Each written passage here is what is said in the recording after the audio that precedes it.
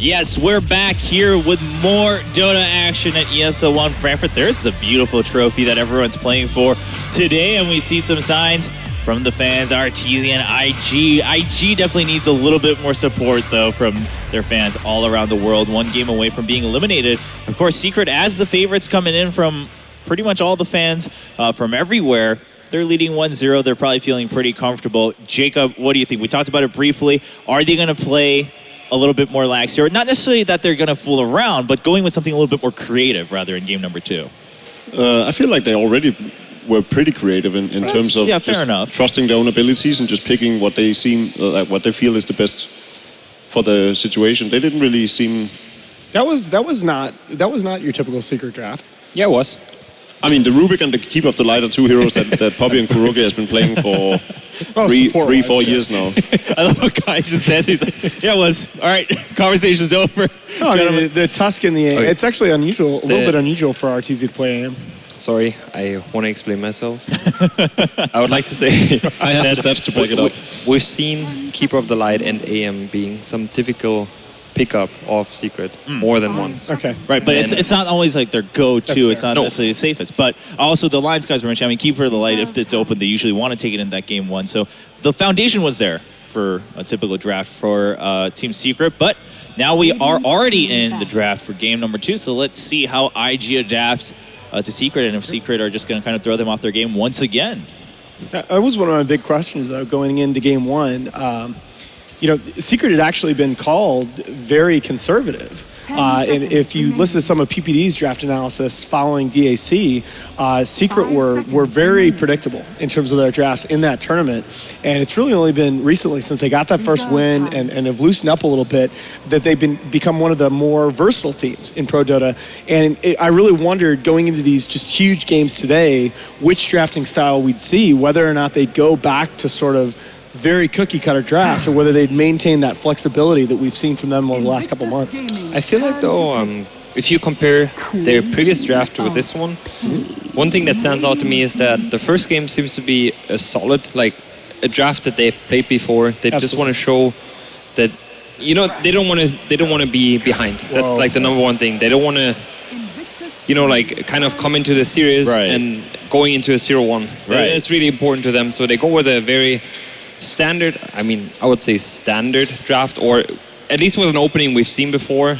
And then you can expect crazy stuff in game 2. Right, so something that they've played before, they know they've won with, so they have that confidence in game 1. And then now that they have a win, they have even more confidence, regardless of pace. But look at that, Lesh and Tusk getting through for Secret. They've got to feel pretty good about that. Are we going to see respective techies ban? I mean, maybe, because we talked about this yesterday, Ben. I mean, do you ban out the Tusk because that also enables that, or do you ban out the techies, or do you just not worry about it? What do you think? If you're IG, are you a little bit afraid now? I think, firstly, they need a solution for the Leshrac. I think it's already too far ahead to think about, you know, potential Tusk partners. Leshrac, we've seen banned out most of the time in the tournament. We saw a pretty good one by Fada, but we haven't seen one, like, absolutely dominating, like, let's say, Sumail's Storm Spirit. The Leshrac, I think Secret's very, very happy to get. Right. No, I mean, I think we talked about this a little bit last night, that while, I mean, the techies was obviously so much fun to watch, it was a little bit of a smokescreen. That game was essentially decided by S4 getting mid on a Storm Spirit against the Dragon Knight. Yeah. And I really worry, you know, you spend a little bit too much time thinking about the techies niche pick, and you miss the fact that Leshrac and Tusk is a very, very good open right there. I like the Rubik response, though, from IG. Yeah, all right, so trying to cover things up a little bit, and then getting rid of the Kato there, the Keeper of the Light from IG. They didn't like how to deal with it in game 1, and of course, kind of something that Secret always reverts back to if they can. So taking that out of the draft here. And the crazy thing about techies is it can mind game you inside the game, but also outside of the game. Yes, exactly. Like, you don't want to, like, crap, do we need to ban the techies? And I mean, bans are just so valuable, and the draft overall is so important that you can't, you know, think like, oh God, they're going to pick techies. We're going to lose. I mean, to me, that really is the difference between these just world-class master drafters like PPD, like S4, like FNG, that you're really second-guessing yourself during the draft. You're not just thinking about, okay, how do our heroes match up with their heroes? You're thinking about all the things that they could pick. And when you have this many weapons on a team, it really just gets in your head. I do think right now, in terms of mid matchups, Secret has the upper hand. Oh, for if sure. it's going to be a Leshrac against Queen of Pain middle, which I think would be likely that we're going to see that. And banning out that Broodmother, I feel like we could maybe see some 2-1-2 where you want to weaken that. You want to ban out the Broodmother so you can open up for a 2-1-2 scenario. With a tri-lane, it's fine to play against a Broodmother, but if you want to have an opening to consider a 2-1-2 scenario, it's really tough if you leave out Brood. The fact that they ban out the Broodmother tells me that they're not going for the Bloodseeker because they feel like he's really good against it in the early laning stages where you can really negate the Broodmother. And then, more importantly for you guys that really wants the techies pick, Broodmother is, of course, one very good hero up against it, sending those Broodlings around to trigger the mines. Very true. Do you feel like you get a little bit of that mid advantage back by picking an Earthshaker alongside your Queen of Pain to bother that Leshrac early on? I think Rubik can do a decent job at helping out middle. Okay. With smoke gangs, it can be quite efficient against a Leshrac, but you also have Secret picking the Leshrac on the Radiant side. He's a lot more vulnerable on the Dire side against the Queen of Pain. I can't help but notice that Arteezy keeps on sitting down there and chuckling. He's in front of the camera. It's our tour, man. He keeps laughing a little bit. I don't know if they have something clowny up their sleeve. Or if they're just listening to us. I think they shouldn't be able to be listening on us. But of course, Alliance talking about how they saw yesterday. I mean, Arteezy just kind of like sitting there smiling. They're like, oh, we figured they might actually pick up that Bloodseeker because he's just like, hey, I want to play this hero. Today's just the day. I have that feel. Let's go with it. So I think maybe we'll wait and find out if that's how it's going to go down as the Razor gets locked in for Secret. And this is, Razor is really, you may see an S4 Razor, of course, it's always a possibility, but Razor is just one of those heroes that if you look at the farm that Arteezy is able to accumulate on this hero, it's just worlds beyond anybody else. I mean, the stats aren't even close. I mean, it's not set in stone yet, but I think they prefer having Arto on Leshrac as a mid hero. If they would tend to run that way. He's definitely the hero that I feel benefits a little bit more from farm. I actually really like this Lina combination, and from IG, I feel like IG is a bit more likely than most other teams to fall back to that Lina in the support position. This is actually what they did yesterday in their win against the Leshrac. Yep. Picking up that Lina. That's very true. And versus Razor. Yeah, that was burning Lina though, right? It's actually very. I do think it's a very solid pickup here. Just you like the 1 or the 4 Lina? I like the position 2 Lina as the mid laner. Yeah, but yesterday they played it as a 1. Yeah, yesterday it was burning. All right. I would say it stands really good here against the Razor in the mid as well as the Leshrac. You have a solid hero that used to be picked a lot, but then it kind of lost its drive. Pretty much only with a Ganom's nerf in terms of range. Glimmer Cape. True. Yeah. Okay. Well, Sword. I mean, IG definitely had success with that yesterday. We'll see if it's a little bit of a different play here, depending on where that Lina goes in terms of position. But I think for now, we can expect maybe the same idea as yesterday with IG, given the similar draft so far on both sides. I think it's just really important that they don't let the Leshrac get out of control. Firstly, like, don't make it a straight one-on-one in mid if it's Queen of Pain versus Leshrac. Like, have some support, have some support, maybe even like TP in, fill up the bottle, ferry over south, control runes. I think it's really important just so Leshrac doesn't get like haste runes, regen runes, and just dominate 2 or 3 lanes at once. And I think Secret can like completely win the game just based off of Leshrac getting out of control. All right. Oh, and Secret banning out that SC in game 1, but picking up for themselves here, going for the little combo themselves. It looks like there could be a support duo now. Having Leshrac and Shadow Demon? I was wondering that when we were talking just now, that we seem all justifiably so to be assuming that it's going to be the Leshrac in that core position, and I certainly think the stats say that that's much more successful. They don't play that style though. Like they don't play like they don't play the heavy roaming. Not dual heavy roam. Yeah. It's usually one greedier one and then one. Or even, I mean, it doesn't even have to be a roaming though. If you just think about it, SD Good setup for the middle lane. he can just do it on his own and just move around. Very true. Or you tri-lane that around the Tusk.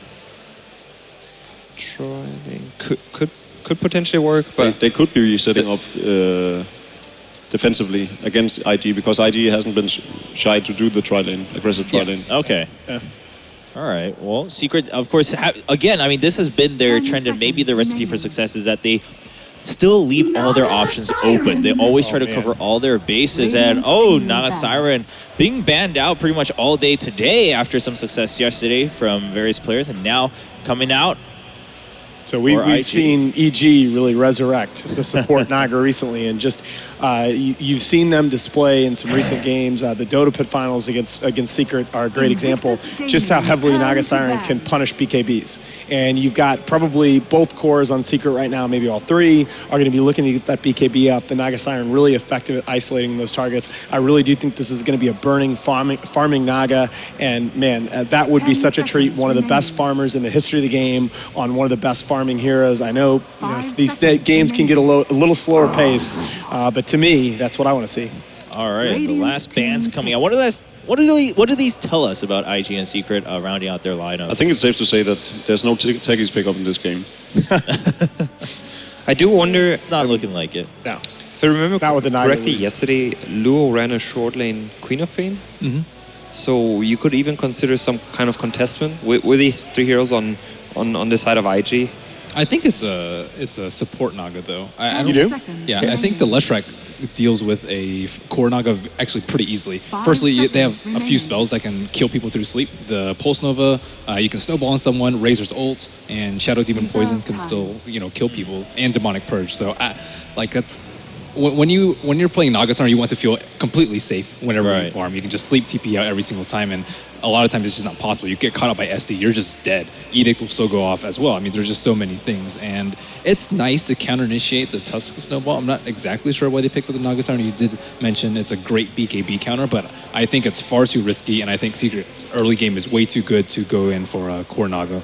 I do think it's a Leshrac meant to be on the middle lane with the Shadow Demon just setting it up. Okay. Shadow Demon doing its own work around the map with the Lesh sitting in mid and the Bounty Hunter coming out for Secret. Should be Kuroki Bounty Hunter. Yeah, this is really nasty. And they're going to be looking to get a lot of early kills with that Tusk, and I mean, provided that bounty gets to 6 at any reasonable time, they can just snowball in the mid game. I agree now. I think the Bounty Hunter pick pushes me more toward a support Naga, because I think that the core Naga is not going to have time to get Radiance online. I don't really know how IG is going to handle the Razor, though. They don't really have a good matchup. All those heroes have targeted spells versus unstable. Very true, and the Tidehunter being the last pick here for IG. So, looks like Secret maybe still getting kind of the game they want here in game number 2. They may very well go 2-0 to face EG in the finals, but we'll have to find out. Nothing's decided yet until we jump into the game with the casters over on the desk. That's right, it is game number 2, Invictus Gaming up against Secret. I'm Toby1 here with Synderen to bring us our last, potentially, game of the semi-final. Invictus Gaming, man, you look at the draft. Welcome to the TI2 time machine. It really does. What I'm just thinking here when I see all we're missing is a Morphling from their lineup, and it'll feel really, really comfortable. Good old Naga Tidehunter combination, and I think it's going to be a core Naga. I haven't really seen who picked what. It's still, no, it's actually impossible that there's anything else now. Unless they swap around, it's got to be burning on it this game. Melanie was right with his points, though. Yes, like the Naga absolutely. Siren is very heavily countered by the way Team Secret play, but you also know the effect that the burning Naga Siren can have. Like, he can farm very, very quickly, but as the boys on the panel were saying, it's all about the timing. How long is it going to take before burning is effective for IG? I think this time around, IG will... I don't think they'll make the early mistakes they did in the laning stage of the last game. And if they don't do that, they're in for a much better, let's say, minute 10 to 15, which is where Secret in the last game managed to get Arteezy his good farm that set up for the Battle Fury and ultimately allowed him to snowball very much. This time around, I think IG have... they're feeling more comfortable with their draft. This is a very IG-esque draft. And if they get the lanes they're looking for, and if they manage to especially shut down Kuroki on the Bounty Hunter, he will be very weak in the mid portion of the game against this kind of team fight. Puppey hanging in the trees right next to IG, and well, they ping out and say he's there. Chuan coming close towards the tower. Will take one hit from the tower. 30 seconds. But Secret don't really have any major desire to fight up against him. Maybe they could isolate one with the shards. But there's no risk they really have to take. You're not going to battle into a Tidehunter. You could have severe problems going up against both the Riptide as well as Scream, not to mention the stuns and the control of telekinesis. So they'll just give up the bottom rune. That means Arteezy can take the top rune. Ferrari's going to take the bottom. And everything would just slowly move its way into the lanes. Yeah, this mid matchup is definitely one to watch. It's one of the matchups that that Queen of Pink can lose.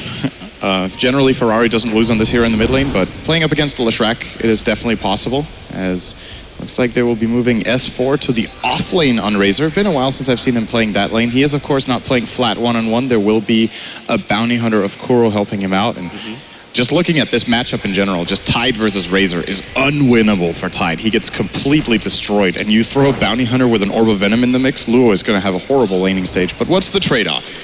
IG will be helping out Ferrari a bit in the mid lane with Tron as it looks for starters, and then they play the Naga Lina bottom lane, which I feel like that's a pretty even lane, honestly.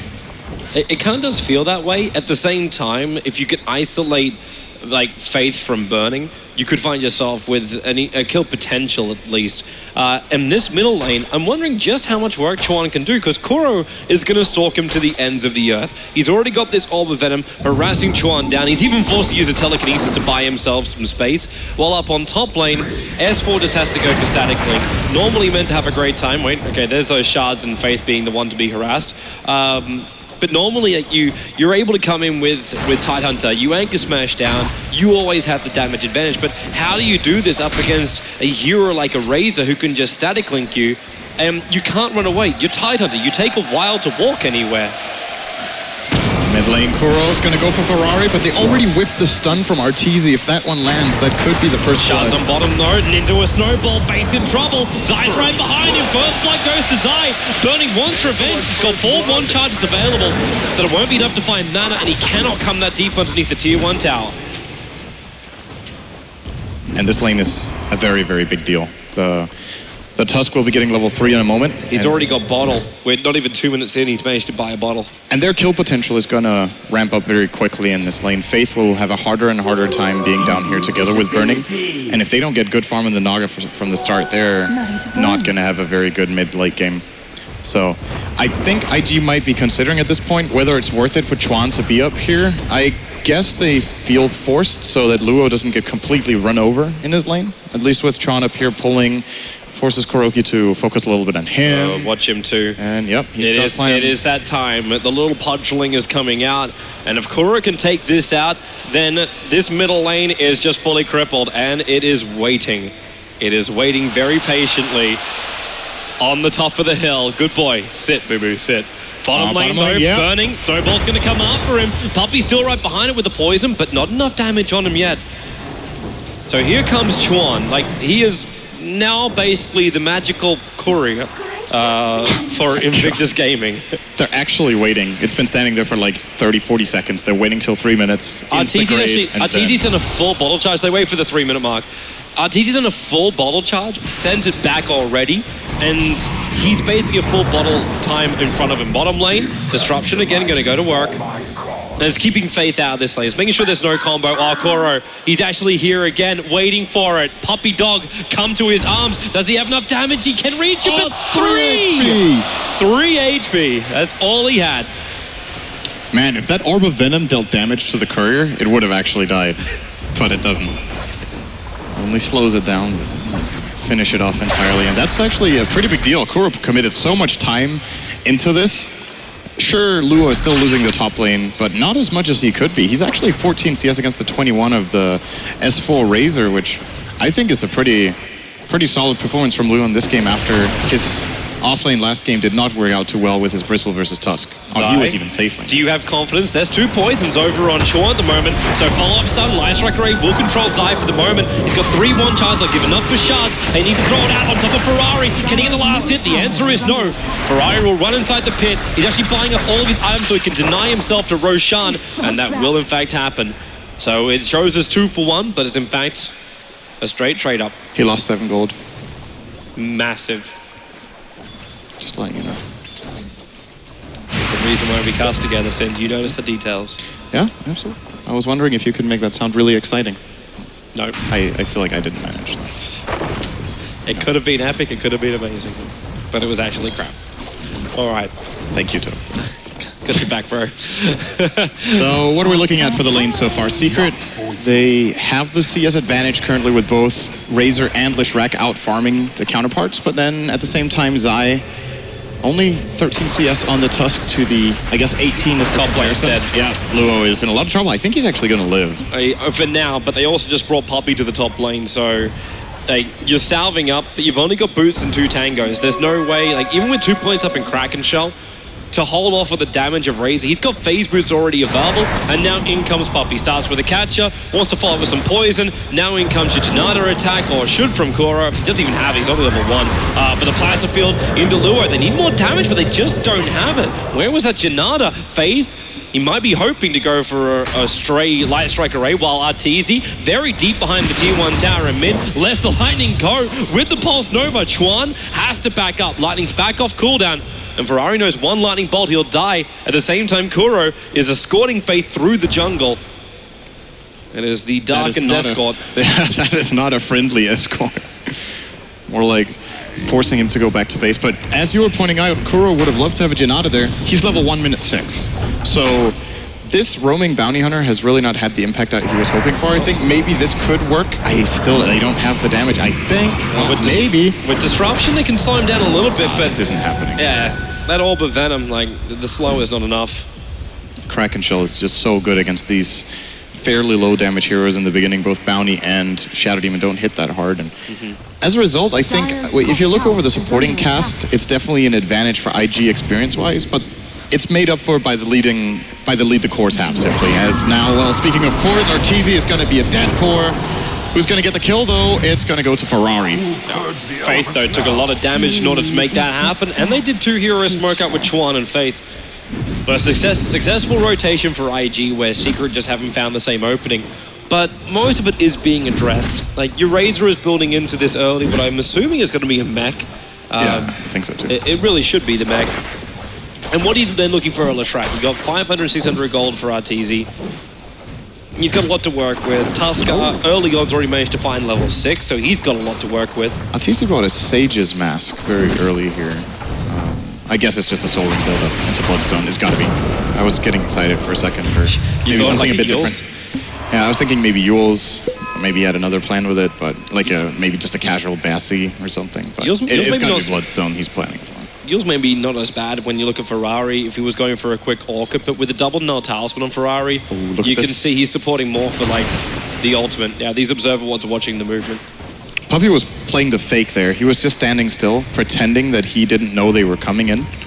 As both teams did have really good vision in this area for this fight to break out, but IG, they get cold feet, they back out. I think it was definitely the right play in that situation as well. And well, I've been focusing a lot on the farm, and Burning has managed to do a pretty good job now. He's actually the same CS as the Leshrac now, after that bottom lane did not go as intended in the beginning. I think IG's game plan is going all right. Burning, Haste Rune, walking right underneath that fresh Radiant Observer ward, so they saw it being picked up, and they're seeing what Burning's up to. Just walks inside the pit to hide from vision, but S4 is completely alone. Like, they've actually left him to his own devices on the top. Zai is still having a great time. His TP only just came back off cooldown, but it means if IG are going to initiate, they're probably going to be in range of that tier 1 tower of mid. So you'll instantly have both S4 and Zai come to the engagement. And IG are aware of this, so they just start a smoke train. A very unhealthy expedition, but they will be moving up towards the top, trying to find S4. S4 moves around, breaks the smoke, and is right in front of him. He is dead. The Plasma Field might do a little bit of damage, but he can't even get it off in time. Great game for IG, and they bring down the Razor. At the same time, Ferrari might be in trouble with Puppey. No, he can't reach him. Trying to get closer to get that disruption off so they can follow up into the straight split earth. This early game for the Secret supports is just not working out the way they want. Like, I mean, you can look at the gold lead they had, which was almost 1,500, and say, well, that looks like a solid early game. But when it's distributed the way it is, you have 3 cores that are doing well, but the supports are so far behind that how are you going to initiate into a team fight with a Shadow Demon and a Bounty Hunter? How are you going to have a major impact against this extreme Spellburst lineup that IG are running in the mid game? You can just song into Ravage, and those 2 heroes are just gone. Like, they don't even get a chance to make a counterplay. So this is worrying for Secret, I think, the way this game's going. You're talking about low net worth Bounty Hunter. He's only 2.5 levels. Did I say net worth? I meant experience, but both. Basically both. Yeah. He's just so far behind. Like, when is this track meant to appear as well? And it's not just for the money, it's for the vision. And the movement speed bonus. because Razor wants to have that in drove. So does Leshrac. So there is no running from them. And we get a whole bunch of Trez now arriving, as well as the Arcane Boots coming in for Leshrac. Well, this could be big for Kuro if he wants to claim this rune. There's no dire vision on this right now, so they won't see him taking it. And the absolute biggest play he can make right now is to take that and counter Luo at his stack. If he could manage to kill him in case Luo does get low, he is, however, going to play it safe for now. He gives it to bottling up. Yeah, probably the better choice after all. And well, if Luo gets this, it's definitely going to be a golden experience advantage all of a sudden for IG. As well, never mind that. Maybe these 3 double stacks for Secret are going to be enough, and going to give Kuro some much needed experience on this bounty hunter, as he will split that 50-50 with Arteezy. And that takes him up to level 4. Yeah, solves quite a bit of the problems. He is still not the level he wants to be, but at the very least, it's not a complete disaster anymore as far as his leveling goes. All right, so with Zai on this bottom lane, he's gotten quite a large chunk of farm here as the Tusker. What's the best item progression for him? Are we looking for just stats? Are we looking for initiation? What's the go? I think Glimmer Cape again is really good in this type of game. It's a good counterplay to Song of the Siren into Ravage. You get to save, more or less, keep one hero safe during that combination. It's a very good item against Lina, who will definitely not be getting an Axe this game for the pure damage ult, since it's played on Faith on support. Oh, maybe somewhere down the line, but let's be realistic. Not in the first, 30 minutes, most likely. And it's a very good item together with Lesh on the same team. It allows him to move in and out of the fights and get his damage out. Well, he'll have... he might have a little bit more money if he can find this kill on Luo. He's got support. That's the smoke movement of Arteezy and Puppey, but they actually just come over and look over towards the dire Ancients, which will no longer spawn. With an observed ward planted there, they're able to block it up. So no more easy farming for a Tidehunter to get up to that blink tagger he's searching for. At the same time, S4 completes at the mech. So team fight advantage for the moment is going to go the way of Team Secret. Do you think so? Even with Song of the Siren, I don't think the Naga currently doesn't anyway have enough man to do anything. Maybe it'll be a different story when Naga Siren is able to pick up that remaining 800 to get the relic, because she's very close to the Radiance build. And they'll start to chip away at the SD and the Bounty Hunter, who just don't have the stats to survive. You know, usually at 12 minutes in, when one team has a mech and the other doesn't, I would definitely side with the mech team for team fights. But once again, the supports are not that strong, and I think if Secret are looking to take a team fight and win it, they need some really sick snowball plays out of Zai to dodge some of this incoming spell damage that IG will be pumping out. So I'm not sure it's as clear-cut as that. The mech, if nothing else, will maybe disallow IG from making the aggressive team fight play, but I definitely think they can win the defensive one.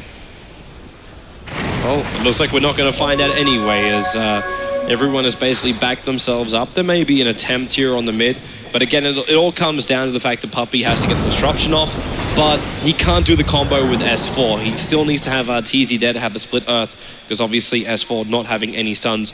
But it's going to clean up the dire camp, so now they can at least start stacking that one again. But the mid push is coming in. 3 points up in that Edict.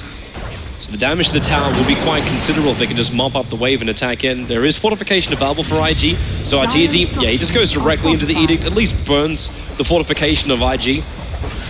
And Ferrari hangs around looking for the last deny. He can't get it. So Arteezy will find the hit in the tower.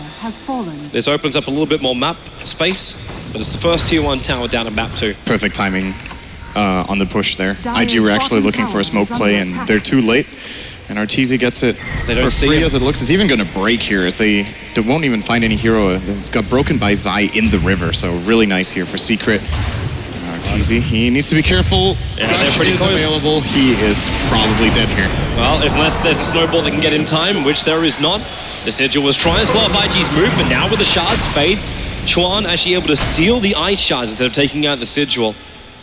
And this is going to bring both of IG's supports to level 6, so Secret supports have almost caught up, or they actually had until that gank on experience, and it's really important for Kuro to get this track now. So even if the fight doesn't go entirely their way, they might still be able to break even with, say, a 3-for-4 trade or something like that on gold.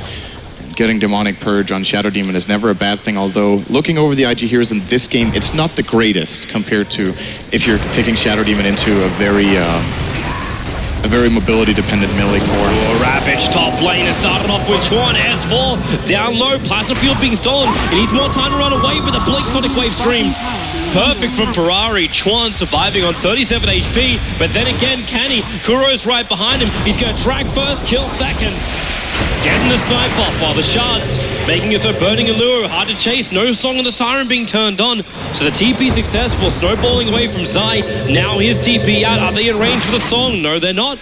They get away with murder, but it's only a revenge murder. But on bottom lane, Arteezy's taking out a tier 1 tower.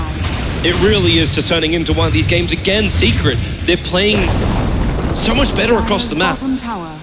At least in this trade-off. Previously, it was IG rotating better. They've taken 3 towers and IG haven't claimed any.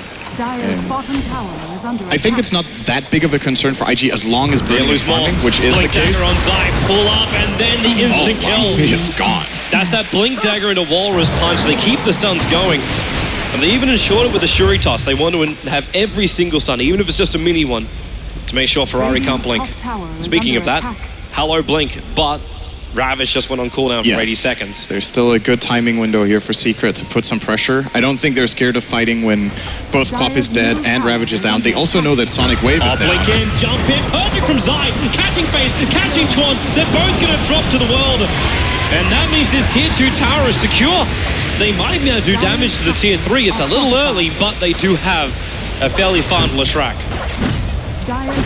This tower is definitely gone. It's just how much further they go. And they're actually coming back. They hold that. Are they going for... Well, Puppy could. The second TP can't come in time. Yeah, Lua is just going to back himself up. And Arteezy... sorry, S4. Secret keep doing this on their course. They pick up one of these big utility items like a mech, and then they go into a hand of Midas before a 20-minute mark. So this time it's over on the Razor. That is 4 towers claimed by Secret. They're looking to expand their lead even more. Curious to see what way Zai goes. I was considering the Glimmer Cape for him earlier. The Blink Dagger already proved to be a really good choice as he found those 2 kills in mid. And will he go for the Glimmer now or something entirely different? What does he usually go? He goes for that, he goes for Solar Crest. I think those are his 2 most picked up items on his utility tusk, so it's probably going to be either of those, or they try to start itemizing more to counter the Naga, but I don't know if there's any item for Tusk that is really good for that, that is not ridiculously expensive. He's going to get an Ogre Club. Maybe just BKB. So, yeah, I think that's a BKB build-up, and Secret's game plan this time around will be revolving more around BKBs than last time. Is there any reason to potentially go in for something like, well, you're already going to Blink Dagger, so you're not going to go Silver Edge. I don't think so. Ferrari bottom, he has blinked already. He is going to get punched as well. The follow-up is enough. Only just. They kept the stuns going, but the blink, the cooldown was Ferrari's worst enemy. And the map again being split by Secret. They are really just taking so much control. Look at how even this game was for the first 15 minutes, and just in the last 5, Secret have really found a lot on this map. And their rotations are amazing. Absolutely. Like, it's not even just a rotation to find a kill. It's the fact they understand that even if you don't get a kill when they move down to bottom lane, if it happens, it happens. If they force a reaction from IG, then they just make more space. It's smoke and mirrors. We basically dangle a kill on bottom. Maybe we find it, maybe we don't. Doesn't matter, because we're going to take the tier 2 tower on top. Best case scenario, you take kill and you take tower. Now we need to consider for Secret what the win timing is here. They are, of course, playing against the Naga. They're playing against the Tidehunter, who later on will probably be able to get a refresher orb if this game goes late. And Queen of Pain has proven to be pretty good in late game situations as well in this tournament and the ones before it. So I'm wondering if Secret are looking to push the base before minute 30, or if they feel confident just keeping on farming up and that Leshrac will be able to deal with Naga later on. S4 at least did go for the Midas on Razor, which is very unusual for him. I think he's one of the core players in the world that pick up this item the very least. He seems to always prefer active items or really high value stats for his money. Just judging by the items which are coming up from Secret, like buying BTs over on Arteezy this early on, before he goes for anything else after the Bloodstone. Now, I think it actually goes back to what Ben was saying, what Melanie was saying on the panel. the Secret feel like they can counter up everything that this Naga Siren's going to do, so why care about it? Get your BKB so you can deal with both Naga Song as well as the Titan to Ravage. And what other damage is really going to come your way? Probably not much. S4 baits on the front lines. Chuan, Elasteel plastic field beside, right in the back. Here comes your Ravage from Luo. It's heavily. S4's already down, and joining him is Zai. Not the greatest initiation, and Puppey's on the way back out. Ferrari, great chase, finds Puppey. And it's a double kill for Ferrari. Really, really good jump in there from Luo, getting that Ravage at the right time. And this could transition into a bottom tier 1 maybe for IG. It can't, because look at top. Arteezy's pushing in. The second that fight started, he realized it wasn't going to go well. Like, he BT'd himself up. I think we might be able to hold that with 1 hero and push bottom with 4, but... Maybe? It's a 20-second window. There is a glyph for Secret. I'm not sure if IG even want to try for it. They might be looking to find Kuro, but I don't think they have the sentries in the right place. They might not even have a sentry at all. Then. There's a sentry down for Kuro, so he knows he's not being watched, and he's right behind Luo. You have no Ravage on this guy, no Sonic Wave to help him. The Shuri Toss is hurting like hell, and with the catcher potentially purged from Puppey available, moves to the outside of the trees, away from the vision of Ferrari. Luo TP out, not going to happen. Zai comes in with the Walrus Punch, and they will bring down the Tidehunter. Meanwhile, Arteezy was looking to get the split push going, but IG overrun him as well here with 4 heroes. So 1-for-1 trade. They get the Lesh, who has a Bloodstone, so will be respawning faster than the Tide. They control. I feel like this is good enough for IG, even though they're 5 towers behind. They're still executing the Naga strat and can make it back in. I would be worried they can't execute it right now. They committed Song of the Siren to kill off Arteezy. It's down for 83 seconds. You have no Ravage for a minute. Secret have a window of opportunity here where they can push in through bottom. There is fortification available for IG, and they will in fact burn it straight away. So it's up to Secret right now. They will take out the remaining outer tower of Invictus Gaming, but if they can find themselves a kill, for example, a lone Rubik or a Ferrari who is getting very, very close to S4, they can just push down and go in. But the window is closing quickly, 35 seconds. And in fact, there it is. Chuan, pick up, throw him down. He steals Lightning, but already been punched up to the air, can't get it off. Luo comes in close, but there's very little he can do here. With no fortification, I think this is high ground time, Sind. I think that's a bold play, but they might just want to go for it now. Yep. I think it's going to get harder in the next 10 minutes, so maybe they feel like this is the best chance they have. 20 seconds on Rubik. 8 seconds on Ravage. 8 seconds on Ravage. That's the critical time we're watching. I think they got to get out of this. This is going to be too hard now. They've lost their creep wave. The top lane's being pressured by Burning. Just back it up and farm up the lanes.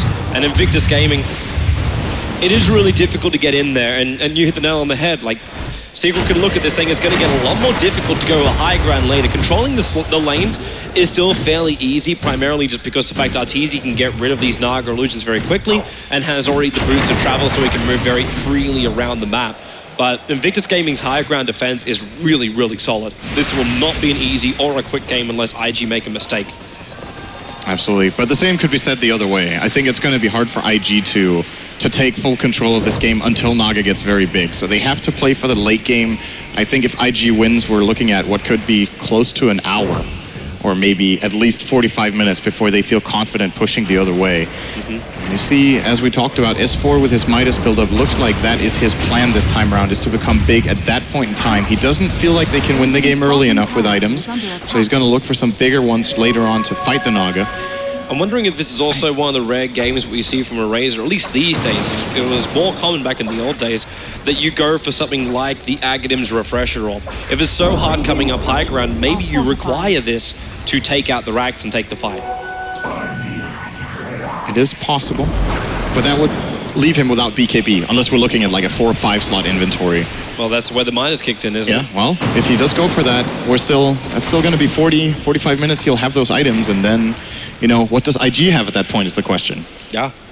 This is a close game right now. 4,000 experience and 5,000 gold lead for Secret. It doesn't feel like that tight of a game, and you need to remember, they have claimed 6 talents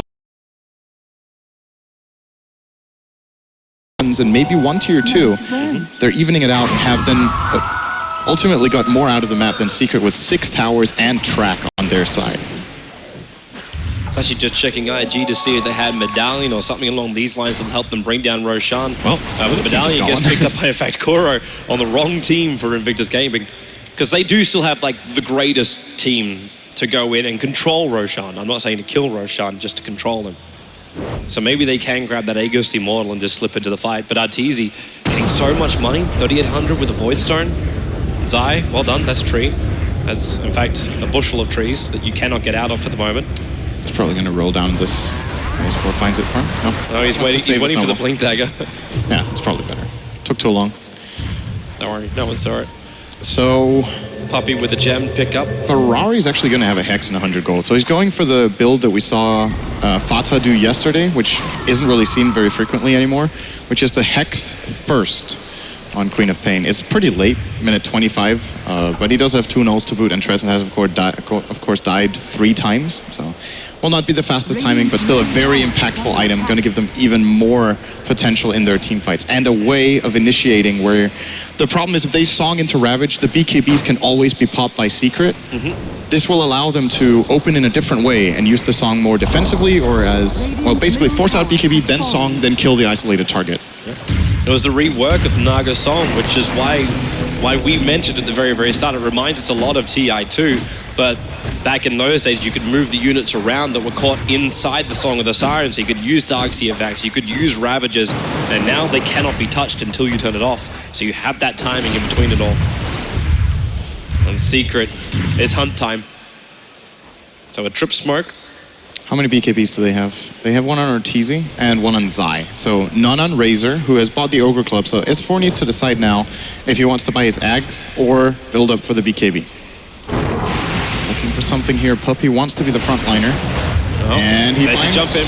Maybe there's enough. Chuan getting stunned up to start with. Puppey being thrown back, but Chuan already down for the count. The Song of the Siren. Zai can be isolated here because he has the BKB up. They can snare him. Ferrari has the Sonic Wave as well as having that Hex, but not enough life to really stay on the front lines. And now the Yule Scepter up, saving the leaner. It was a self-Yule's. And Arteezy, the Pulse Nova, carving apart IG's life until the Sonic Wave combo. S4 kept alive by the Glimmer Cave, the Vintage Disruption, and Snowball. They can't even find a target to hit. The Snowball up and around. I think he's got lost. It's 3 heroes back under the tier 4 towers from the House Secret will basically lay claim to the IG base. The boys are for a kill. The tie down as well. It is only Ferrari, the only man alive. He comes back up for the scream. Wants Arteezy, claims Arteezy, but he'll lose his life for this one. He's so far out, blink 1 second, and he doesn't have time. Chuan's back the ball, the living 2. But what a cost to defend. They lose so many. But they did bring down Arteezy, so this push does come to a halt for the moment. But Nades can see he's back up again and can BT the front lines. That fight was so close. Multiple of Secret's heroes just on 200 health for what seemed to be 10 or 15 seconds in that fight. And Snowball Disruption. I think IG might have underestimated how much damage they could actually output with their combo. Luo really didn't want to make a bad Ravage, and it is of course a very high pressure situation. If he goes for a bad Ravage, they could lose the Rex and maybe even almost the game off one big mistake, so wants to play it safe there. They used the song to destroy the Sigil and to counter the BKB of Zai, but it didn't kill him, so ultimately didn't get that much out of the song apart from just those 2 things. And Secret would just had a little bit more in the tank for that fight. You just see what happens though, like when you pop off your combo and then you pull everyone into the Snowball, or Puppey was able to defensively disrupt himself and then jump into the Snowball after he did that. Like, that's just so problematic for IG that you throw out your combo and then you have to have a follow-up after it. For the moment, with Tyler to Ravage down, Secret feel like they can just pop into the pit and they should be able to quickly kill off Roche, but at the same time, Invictus Gaming, a 5-man smoke, primarily for movement speed so they can get here in time. Burning, Song of the Siren, where are these BKBs? Out comes the Song, Roshan at 2k life, they're coming in. Remember, there's no Ravage, would be a good anchor smash in this area. Ferrari, Sonic Wave still on cooldown too, but the field Kuro's low, and where is your damage output? Chuan's already gone down, Arteezy turn on the BKB, Burning gets mopped up, Kuro sits inside the pit, they're taking out 3, there is just no reaction from IG. They set up, but had no follow through. Where was the damage meant to come from?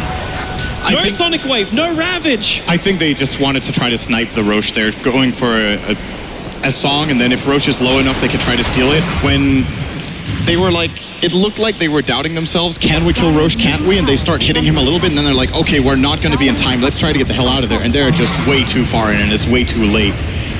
And I think that is one of those super high-risk plays where you have to look at the risk-reward ratio, and it's really not worth it. Like you said, no Ravage, no Sonic Wave, so the only possible way I can see them winning that fight is if they song perfectly, get the Aegis, and then get some sort of value even out of the Aegis, because they didn't have their tools, and now they lose Roche, 3 heroes, and a Rax instead of just a Roche. Well, if you're going to do that, you should have sent in your illusions to get the vision. Then maybe you would have a little bit more information to work on the timing. Right now, Secret are taking their advantage forward, but Glimmercake keeps Arteezy up. Remember, he's got the Aegis to the Immortal to work with, and there's a fresh Desolator over on Zai. The Yule Scepter on Arteezy, that's his new little baby, and Burning trying to battle directly up against him. Arteezy, he's out of mana for the moment. Bloodstone will start to regenerate bit by bit, but he'd like just the Aegis, the Immortal to pop if he can just soak up a little bit more damage here from Invictus Gaming. In comes Zai with the BKB. He's killed off Luo. He has to fight back. The Ravage is available, but Ferrari blinks away. 100 life. Arteezy still on the front lines and still is holding on to this Aegis Immortal. Not to mention your Scepter. They get through the melee ranks,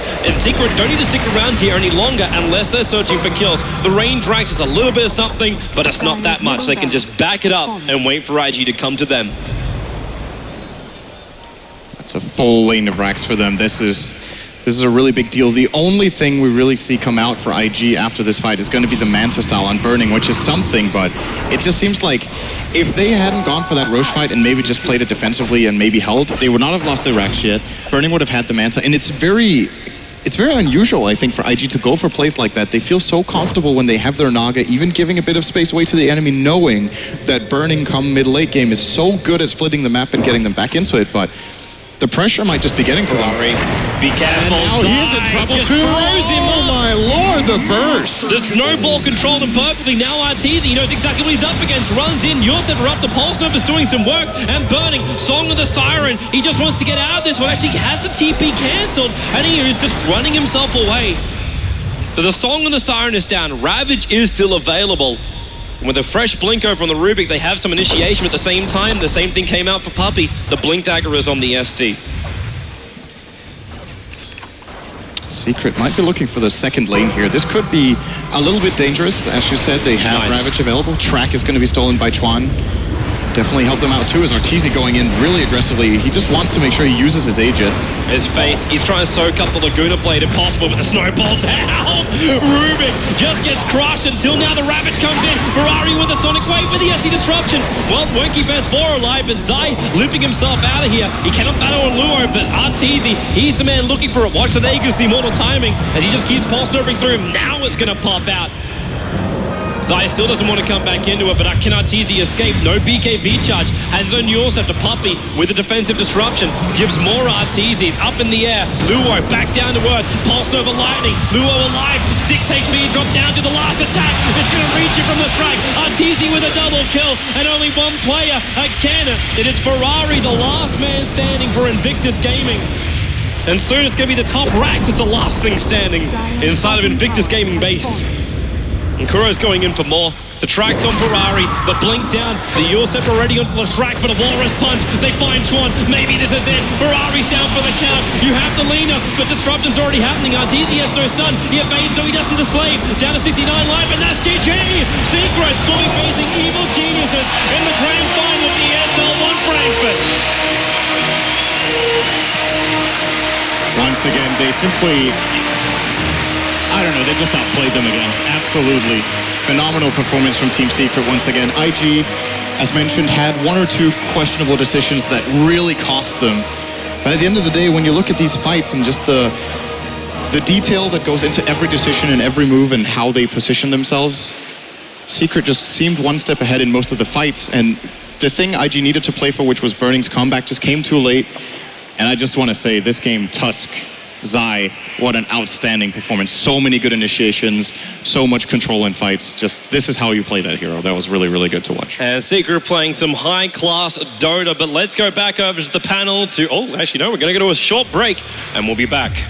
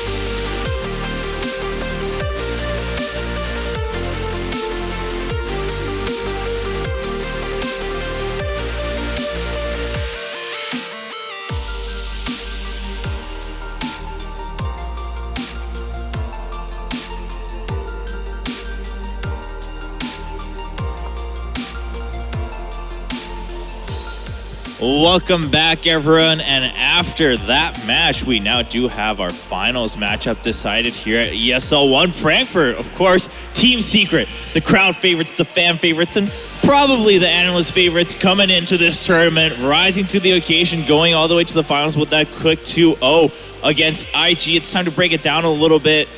Boys, I mean, what was Secret just too good, Jacob? Yes. All right, we're done. Analyst. We'll be back with the grand final. What about them? I mean, is it still just that they're really well-rounded, but also excel on all parts of that spectrum? One thing is that they make it seem so easy, although it's really not, but also they force mistakes. I don't think I've ever seen IG make as many mistakes as they've done in this series over the course of 5 years or something. I think they're just ahead of the curve in their strategy and their game plan, as well as their draft. Like, if Arteezy isn't playing Naga Siren in this patch, like core Naga Siren, it's probably not that great of a pick. And it's just something that IG tends to go to. You know, it's one of their safer picks. They have been winning with Burning's Naga Siren, but not really too much this patch. And the synergy just wasn't there. The Tidehunter pick is unusual. Queen of Pain without like a heavy aggressive lineup also isn't that great. And I just really didn't think their strategy came together. Yeah, I mean, for me, I would never lay a loss on one player, especially at this level with this caliber of competition. But you know, we had a stat yesterday about just how big a difference it makes for IG when Luo plays like he's capable of playing. And to me, I don't think we saw him at his best this weekend at any point. And that's, to me, the single biggest thing that we needed to see from IG if they were going to win. Yeah, you know, when the tournament started, you were talking about Luo and just his stats and how he is coming into this tournament. But I think you're right. We haven't seen him perform. I mean, in game one, we specifically talked about Luo and how he just wasn't there with that bristle. And again, not being able to pull through against Secret in game number 2. Kai, what are your impressions? I mean, Secret now, have they lived up to the hype coming into ESL One? Definitely, in terms of hero picks, for sure. Well, yeah, that's been taken care of, absolutely. Even though I guess the second game wasn't just that much fun to watch, but they play phenomenal Dota, so in that sense, it's always fun. Just the hero choices were a bit more conservative. I hope to see more techies, as the first game was just so good to watch. We're just all hung up on the techies. Everyone just wants to see more. But, you know, of course, maybe it's just that the confidence they had being able to win the semifinals and then now going up against EG, who has been looking fantastic in this tournament so far. We will have many more chances to talk about the finals, but do you think Team Secret, Jacob, has to worry a bit more than they have so far in the tournament, or can they still go in with the same confidence that, hey, we're probably going to be the best, the crowds love us, we're just playing so well that we're not going to worry too much about who we're playing in the finals? I think they'll go in with the same confidence, but you are facing up a team that will probably know you better than most. 2 of the players on Team Secret obviously being in the old EG lineup, and then Poppy and Kuroki having been around the scene as long as Fear has. So there's definitely a lot more insight into their mindset and everything, and I think they should be careful with the EG that we've seen over the course of the past 2 days, because EG has delivered some really, really convincing games. Yeah, absolutely. I mean, EG has definitely shown up to play really, really good Dota. And as you were mentioning, Alan, probably in one of the best forms we've seen them recently. Yeah, I mean, I spoke with Charlie briefly, the EG manager, between games, and he said to me something that kind of caught me off guard. He said, "This is the best Dota I've ever seen Sumail play, including DAC." And to me, you know, DAC was the coming out party for that kid. It was the tournament where none of us knew what to expect, and he arrived on the world stage and looked like the best player in probably the best tournament that any of us had ever seen since outside of the international. Yeah. And for Charlie to say that coming into these games, I think is huge. You know, Sumail's 16 now. He's got his level 3 ulti. It's good to go. Yeah, I think the fans would agree for sure. After that semifinal, everyone was just praising Sumail nonstop, and with very good reason. Rather, I mean, he alone made so many highlights in that semifinal in the very first match we saw today, and they'll be going against Team Secret. Now, Ben, what do you think? I mean, for Secret, do they need to specifically worry about Sumail going into the finals, or can they just play their own game for game 1 and see how it goes? I think PPD with this draft, I think, is a little bit more worrisome. Secret had a really long winning streak prior to losing to EG, actually 0-2 in Dota Pit, and they were on a massive streak. I think it was at least 10 games in a row and winning multiple lands. And I think PBD's draft, PBD, the thing about him, he rarely gets outdrafted. And inherently, there were some flaws in IG's draft, which is, I think, why they lost Game 1 and Game 2. No solution for anti-mage, as well as core Naga Siren, I think, just being weak if I wanted to oversimplify it. But overall, I don't think PPD will let that happen. He's very astute. He knows these teams very, very well, and his drafts are just next level. Yeah, I mean, in Game 2, we really did see, again, just like in Game 1, Secret just played their own game, and at the end, of course, when they were in that Rosh pit, we saw IG trying to set something up, and then for a split second, you saw them hesitate, have that moment of realization like, oh, shoot, this isn't going to work, is it? And then they just got wiped out right as they were backing out, and then Secret goes on and wins the game. So probably not going to see a similar series for either of these teams. They've both relatively had an easier path coming into these finals, but now they're going to have to face off. Of course, earlier we heard PBD saying that, well, we'd like to play IG for very specific reasons. Most likely, he didn't mention them, but we can all imagine that he does want some revenge. He's not going to get that chance. But Kai, what do you think? I mean, does PPD need to worry about anything specifically against Secret? I mean, if you've seen their games coming through here to the final, I felt like they had the harder half. To me, VP as well as the previous opponent, Vici Gaming, was to me the tougher bracket part coming into this final. And I feel like in that sense, EG has proven to themselves, or also to Secret, how consistent they can run and how consistent their draft is. Yeah, absolutely. And so EG versus Secret will be the finals coming up. Of course, we just wrapped up that match with Team Secret. And will we see more techies or not? I mean, we'd have to wait and see. But I'm willing to bet that probably not. What do you think, Jacob? Especially in a best of 5. I mean, when do you pull that out in a best of 5? When you're up 2-0. Okay, well, maybe it's even safer, right? more than a 1-0. They are show players, and they do love to show off, and they do love to give the crowd a good time. We've seen it time and time again with Navi in the past, Poppy and Kuroki, and I wouldn't put it past Arteezy to want to entertain the masses either. I do think it could be either Game 1 or after 2-0, because after the first game, even if you lose it, you still have 2 chances to come back. So that could be a surprising factor to rather run a draft that is unconventional for them. Whereas so far they always went with a draft to secure a first game rather than experiment. And we keep talking about techies as if it's a...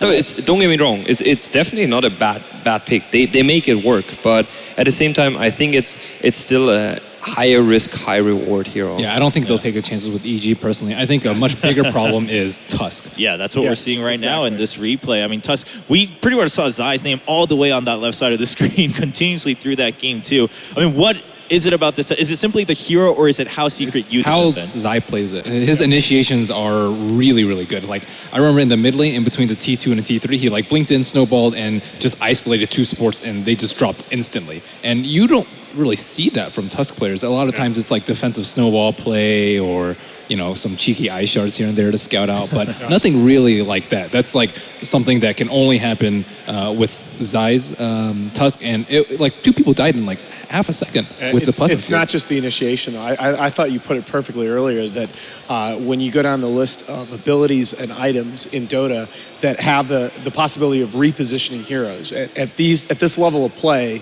positioning is so important that those items and those abilities become so critical. And then when you look at this meta that's so team fight oriented, it's so oriented toward these mid-game skirmishes, when you have one hero that has the possibility of repositioning multiple teammates and initiating into the enemy heroes, there are just so many possibilities for creative play.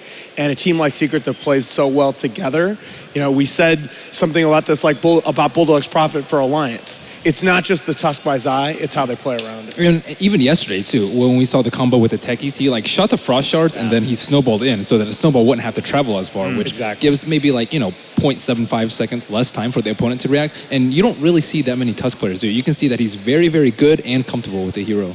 All right, so maybe that's going to be one of those priorities against them. Now, for all of you guys watching at home, you can see that timer up there, and the finals will be beginning in about 15 minutes, right at the 40-minute mark of this hour, and we'll be getting ready for that. So if you need to go get some food or something, maybe some coffee to keep yourself awake for the grand finals, please do so, because you're not going to want to miss this one with EG and Team Secret. Now, we've had a lot of talk about about the matches coming up so far, and of course the finals coming up.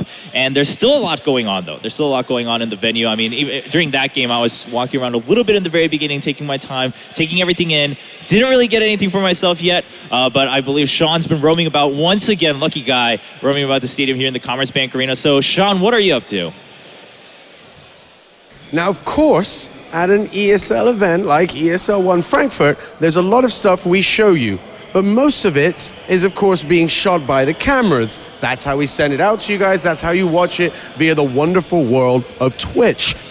Now, as you can see by the sign behind me, this is an area which we normally never show anybody, not even internal, because you can't enter without permission. But today, if we're very quiet, I'll take you in and show you around. I'll hold the door open for my fearless colleague here, cameraman, and we'll walk in. And what you'll see is immediately an area that is quite comparable to the Starship Enterprise. Yes, I said it. This control deck right here has guys that are looking after exactly what is piped to you guys at home. Picking all of the camera angles, which are out front, showing the guys what's going on from players, player cams, overheads, stadium cams, all that good stuff. This level has the directors, the producers, the product managers, everybody sitting here working, keeping an eye on the stream. Right here at this next level, we see the guys that are working on what exactly is going out, telling which camera where to go, controlling that fly wire that's giving those amazing overhead shots. Looking over there, we have guys that do stuff like the on-air assets, so showing the graphics, game scores. And of course, as if that wasn't all enough to have in this control room, we also have the guys that are watching the actual game. The spectators inside the game client looking, choosing what's going on, finding those awesome replays, and of course, making sure that everything runs smoothly so you can have the exceptional Dota 2 experience that you'd expect from ESL One Frankfurt.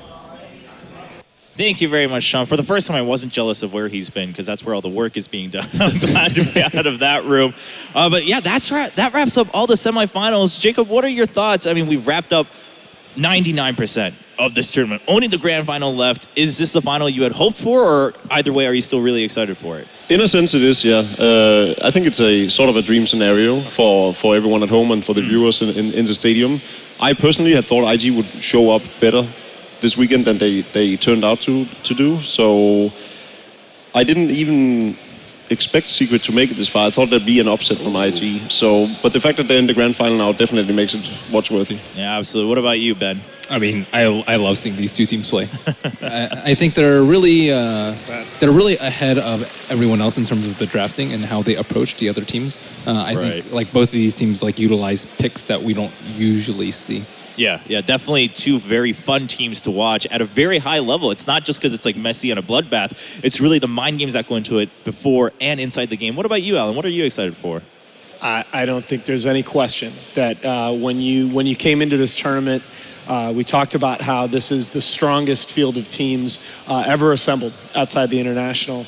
And you're talking about the two teams, one of which dominated the early part of this year, winning the biggest Pro Dota 2 tournament outside of Seattle and at DAC. And then another that has absolutely been on fire, putting together almost an unprecedented run over the last 2 months. You got the strongest tournament ever, and you got two of the best teams that we've seen in modern memory going up against each other in the grand final. Don't miss it. All right, and Kai, what about, I mean, is this something that everyone should stay up for no matter what time zone you're in, no matter whether you've watched Dota before or not? Should you tune in to watch this final? The answer is yes, just in case you're confused. But should they watch this final? I mean, to me, what stands out the most is that after each game, you can say who's going to win. Usually, we've seen so far throughout the tournament that teams tend to tilt within the second game. But with EG as well as Secret, they're so experienced where every single game turns out to be you just start from the very new. Your game is there, but you never see the outcome. Yeah, that's true. So, and of course, a best of 5 in the grand final. So that can make things a little bit more interesting so far than a best of 3. But ladies and gentlemen, we're down to 1 match. And you can see that we still have about 10 to 15 minutes left. If you're wondering what you should do, you probably didn't catch every single game so far in this tournament. So go over and check out theScore eSports. It's theScoreEsports.com. If you went to the other address I've been saying, if you're like me, probably see some numbers you don't understand about other topics. But theScore eSports is where you'll find all the Dota 2 information. You can catch some stats there, some news from behind the scenes. And of course, go ahead, go to ESL1.com and vote for who you think will take this tournament here in Frankfurt for ESL One. And we'll be back right after this break.